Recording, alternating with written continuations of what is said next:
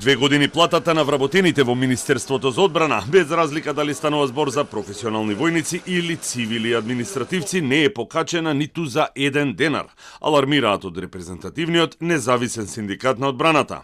Тие ја алармираат јавноста откако средбите со министерот за одбрана Владо Мисајловски не вродиле со плод, бидејќи добиле одговор дека пари за повисоки плати во одбрана нема. Според независниот синдикат на почетокот на 2024 година се носат измени во Законот за служба и се менува системот за пресметка кој беше врзан со минималната плата, односно со секое покачување на минималецот се покачува и платата во одбраната. Од тогаш вработените се врзува за бодовен систем за кој синдикатот бара веднаш да се покачи за 20%.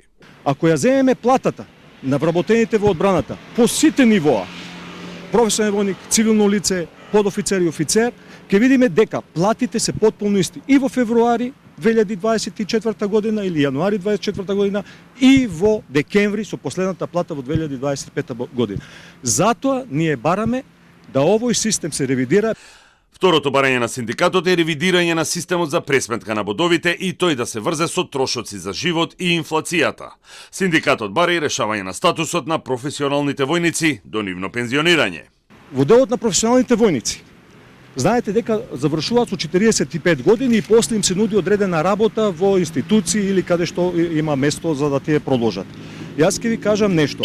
Зборуваме за војници со 45 години работен стаж, искусни, во кои е вложено многу.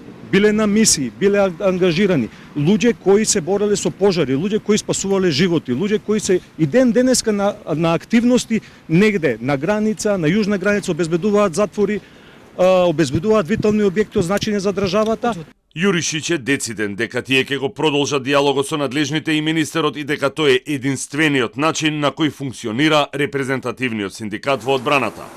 Од друга страна пак диалогот меѓу ССМ и владата за покачување на минималната плата е речиси исцрпен и се погласни се најавите за протести и генерален штрајк во јавниот и приватниот сектор. За минималната плата ставот на синдикатите е познат. Сметаат дека повеќе од неопходно е истата да биде 600 евра, бидејќи 500 евра повеќе не се доволни.